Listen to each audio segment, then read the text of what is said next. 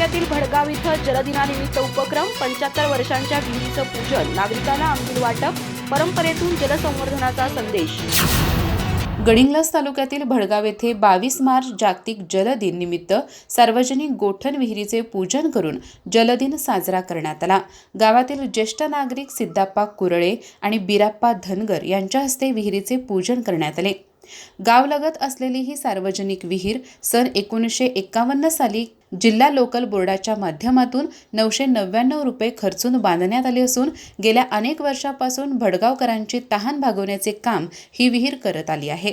गेल्या 10 वर्षापासून या विहिरीचे पूजन करून दरवर्षी जागतिक जलदिन साजरा करण्याची परंपरा जपली जात आहे।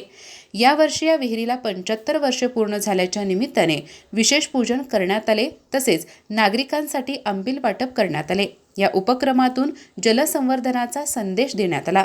या कार्यक्रमास विरपाक्ष हुदली, गणपती चोथे, अजित बंदी, शिवाजी कुरबेट्टी, महादेव बंदी, रामाप्पा कोटगी, आप्पासाहेब कापसे, प्रमाद धनवडे, राजेंद्र चेतगिरी, चंद्रकांत धनवडे, कुमार यामी, अण्णाप्पा धनवडे, भगवान बिरंजे, अक्षय स्वामी, सचिन हरळीकर, विनायक तोडकर, सरोजिनी चौगुले यांच्यासह ग्रामस्थ मोठ्या संख्येने उपस्थित होते।